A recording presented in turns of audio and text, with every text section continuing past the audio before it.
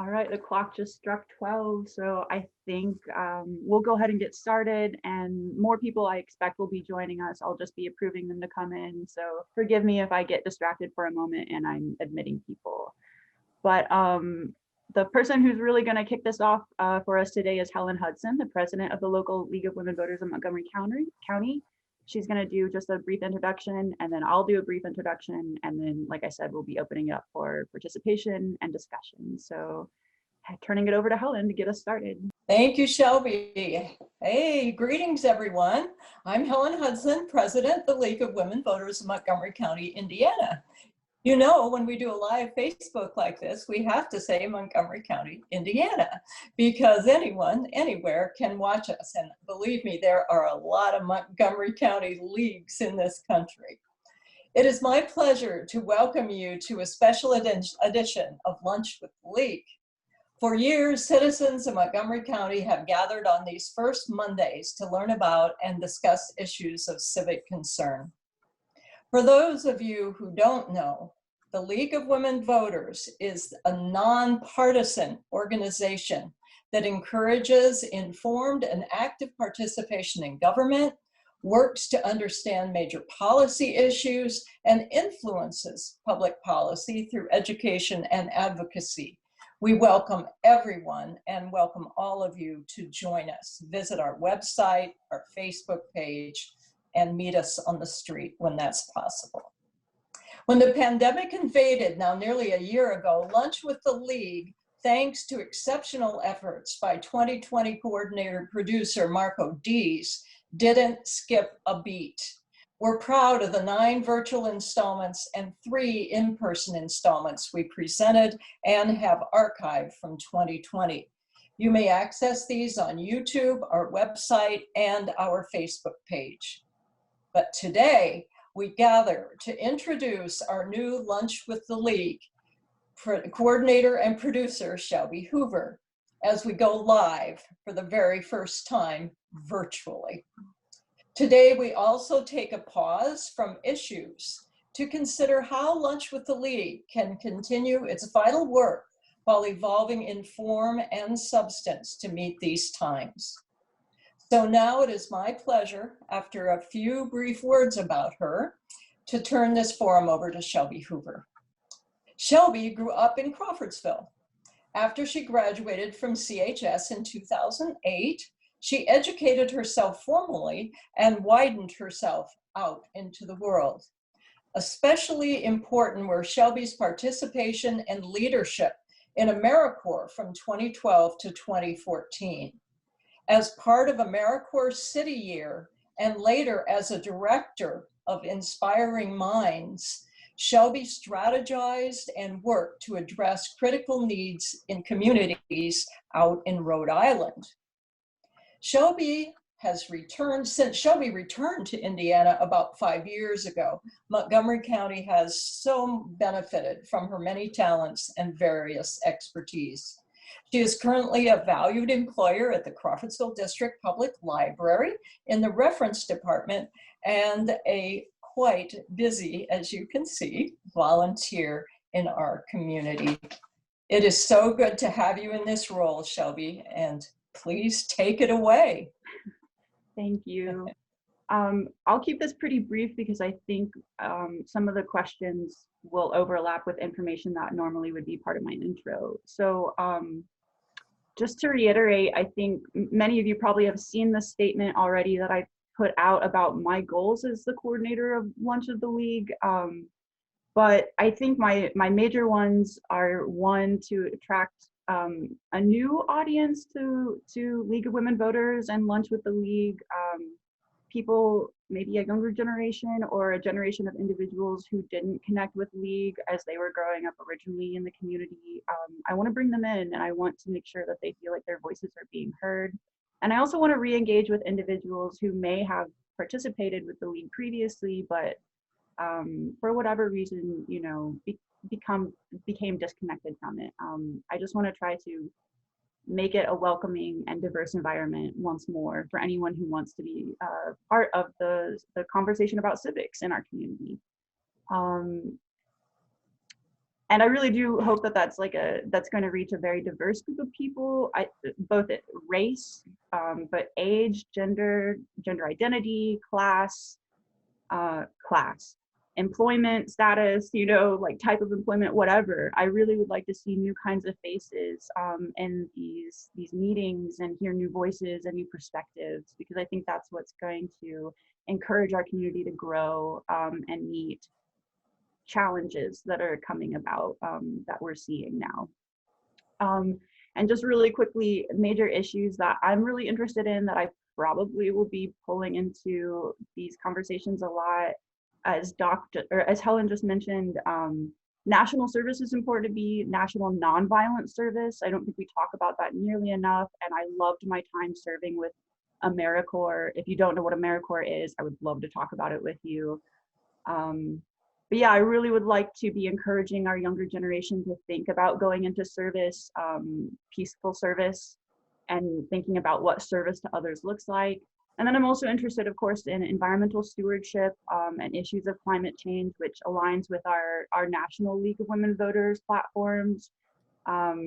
If you know me, you probably know that I'm really interested in racial equity and issues of all kinds of civil rights. And then just a few other things that I think are going to become really important, and I want to see Crawfordsville start having conversations about now, because it's already started in Indiana and in our nation and in the world. Conversations about, this is going to sound so big picture, but the nature of truth. And I know that sounds crazy, but we're already talking about this kind of stuff with fake news and deep fake videos and AI, like artificial intelligence things that are just going to be really, really challenging. It's going to be really hard to have discussion and dialogue if we aren't all working with the same idea of reality and truth. So again, I know that sounds like huge, but it's something that we are going to have to grapple with, like 100%. It's going to be an issue. Data and privacy, I think we need to start talking about and informing people a little bit more. Redistricting, of course. Labor unions and their return, I'm really excited about that. Expanding voter access, promoting collaboration and bipartisanship, all kinds of things like that are things I'm interested in. There's so much more too.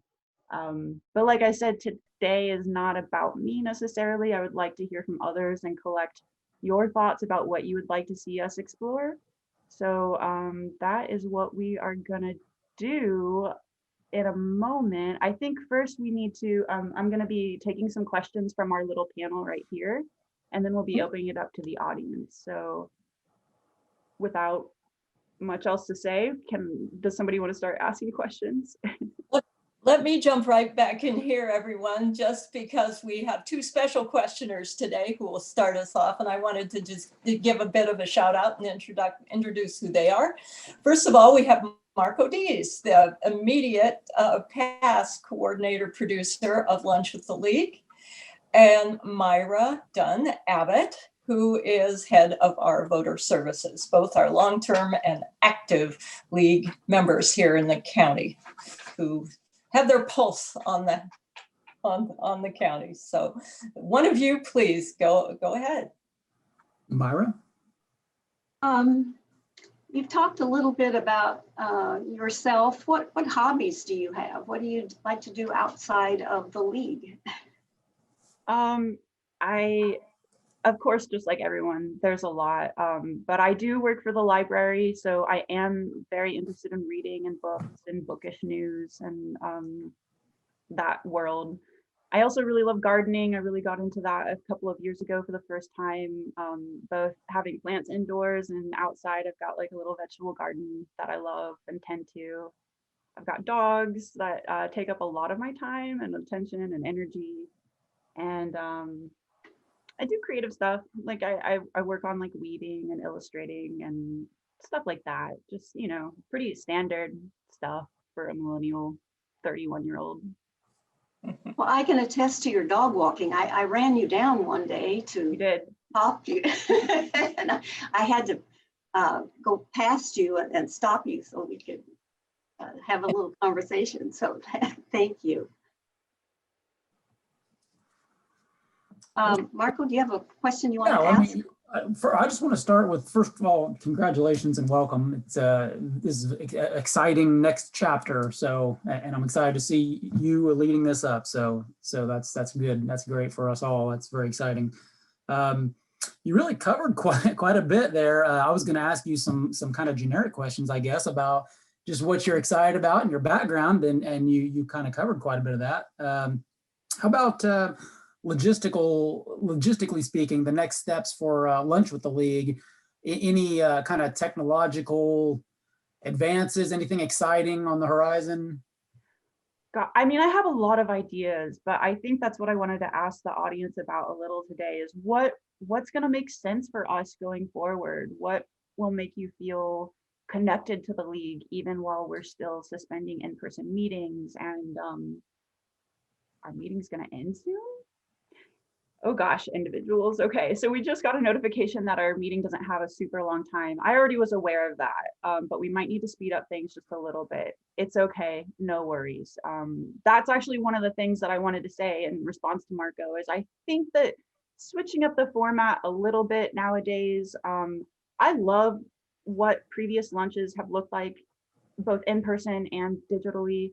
But I do think the hour-long format is a little bit difficult for a modern audience to deal with. So I think we'll be looking at shortening our sessions, or if not shortening, like the amount of information that's being presented, then framing information in more digestible tidbits, like creating short clips that we put out for people to watch, just trying to make learning accessible for a new generation that may not find sitting through a lecture style thing very. That is a struggle. So good on you. I always tried to keep them to like 45 minutes, and as you know, and very, very seldom actually worked out. Yeah. We would get on good topics. It was all good discussion, so no regrets, but we got a little long. Shelby, if we eventually get back to a Lunch with the League in reality, do you anticipate that we'll still do this via Facebook and have that available to people that maybe can't take an hour or 45 minutes? I think it's a good idea. I think it increases access, which is never a bad thing. Maybe even look at a hybrid model, have an in-person meeting, but allow people to join in virtually if they want to. Why not, you know? And what about the speakers? If somebody in our league has an idea of a speaker, and Helen, you may have to help with that answer to this. Do we often pay speakers, or are most of them free gratis? How is that handled with the league? As far as I'm aware, I think most of our speakers are going to be presenting their information for free. But I do believe, yeah, we can defer to Helen. I don't know if we ever pay our speakers or anything. And just before I turn it over, I'm going to start unmuting our participants so that you can chime in with questions because our time is running short. Sorry, but just so you know, you're going to be unmuted. So if you have noises going on in the background, just be aware that we're going to be able to hear that in a moment. So sorry, go ahead, Helen. No, just going to say absolutely. All our speakers have always been asked to do what they do for gratis, and I could defer once we get Sheridan unmuted. She's a former director of the League of Lunch with the League, and as far as I know, that's historically always been true. Again, it's just sort of part of the community spirit to offer this gratis to the public. And by our speakers, we give them lunch. We pay them with lunch. And historically in the past, this year with virtual, we haven't even paid them with lunch. So we give them press. We write a column always afterward about their issue, and people are very appreciative about that. And that has started off a few balls rolling in 19 and 20 since I've been at the helm here. So I totally love that Nancy's got her hand raised. Nancy, would you like to ask your question? Yeah, it reminds me of high school. No, it's wonderful. It's wonderful. I have a couple of things. One is another way of switching it around is, even though it's lunch with the league, considering having it at a different time of the day maybe alternating. Yeah. Some people don't take lunch. So that's one thing.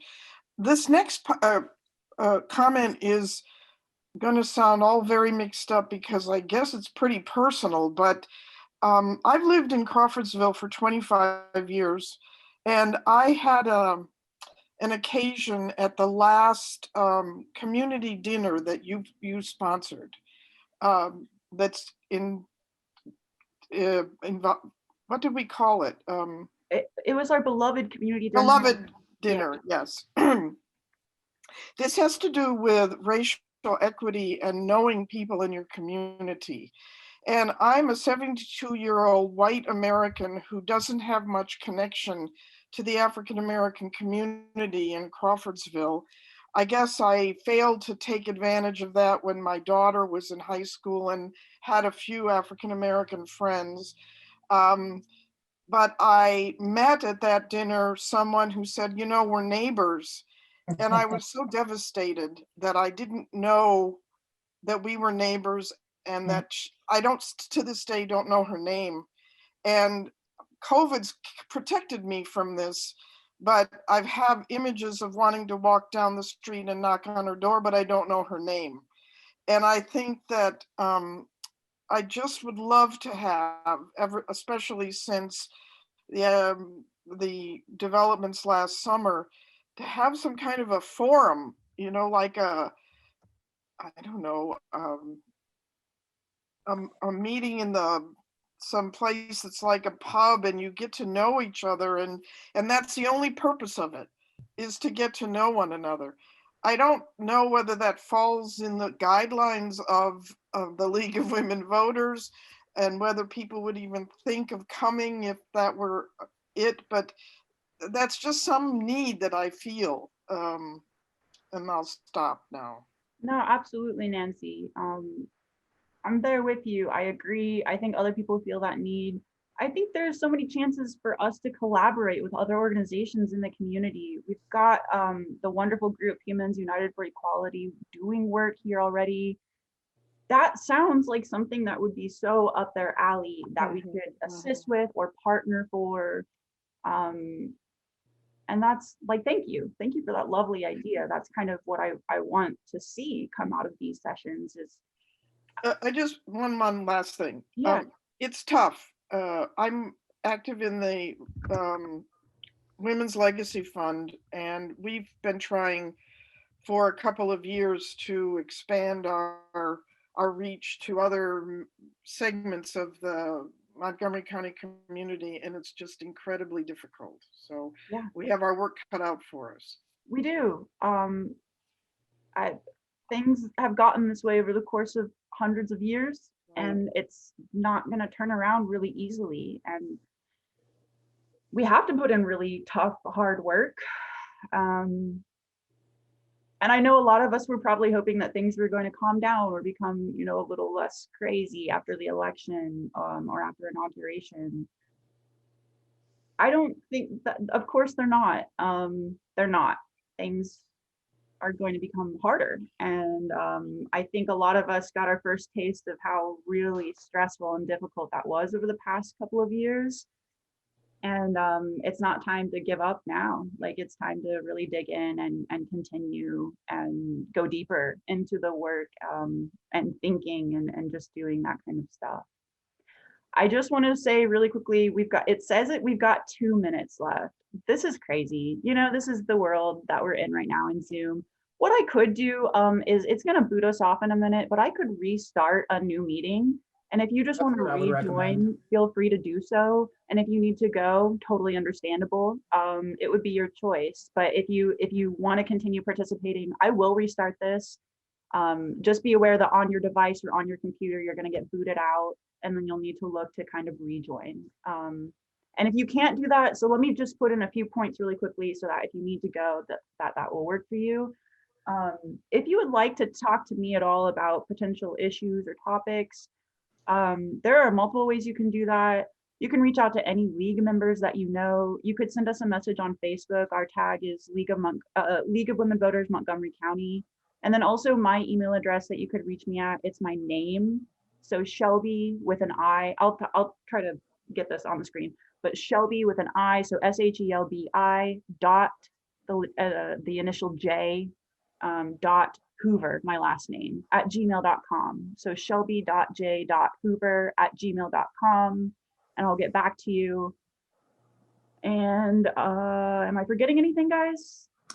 Are you going to be able to use the same link to reconnect, or are you going to? I think so. I hope so.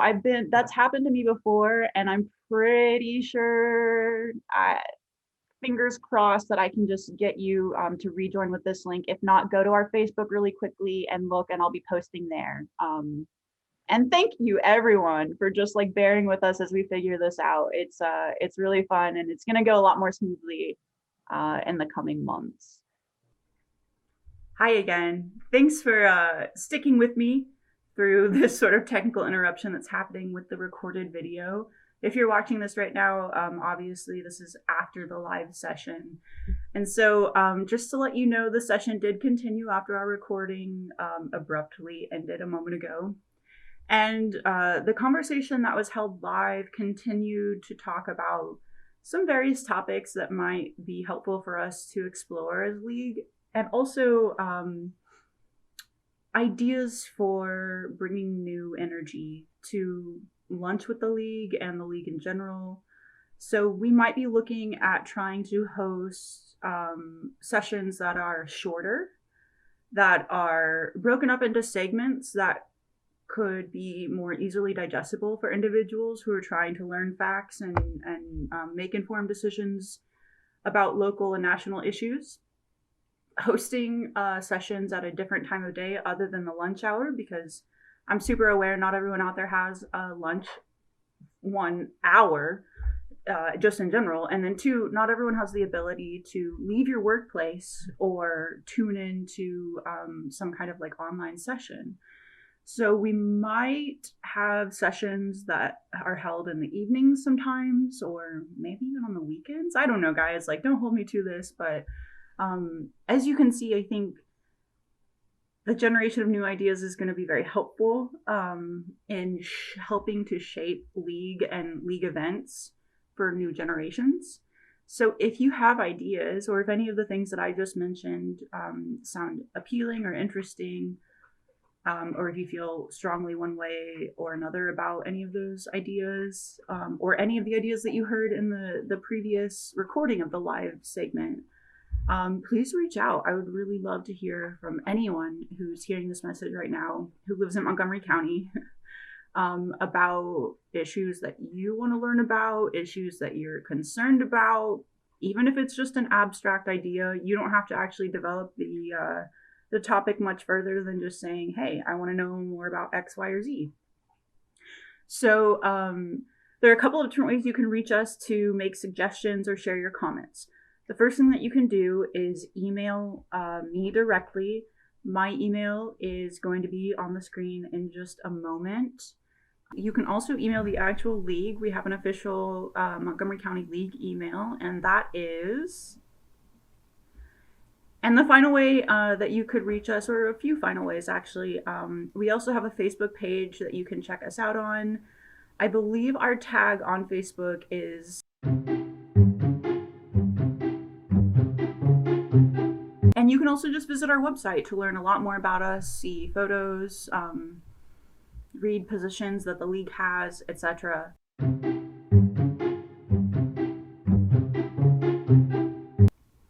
And so that's really it. I really do hope that you will continue to tune in and join us for League lunches or learn with the League sessions if those start to take place. And please reach out.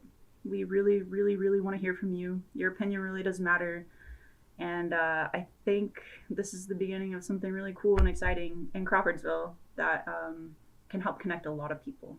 So yeah, see you next month for March lunch or learn with the League. Lunch and learn with the League. We'll see. And yeah, take care until then.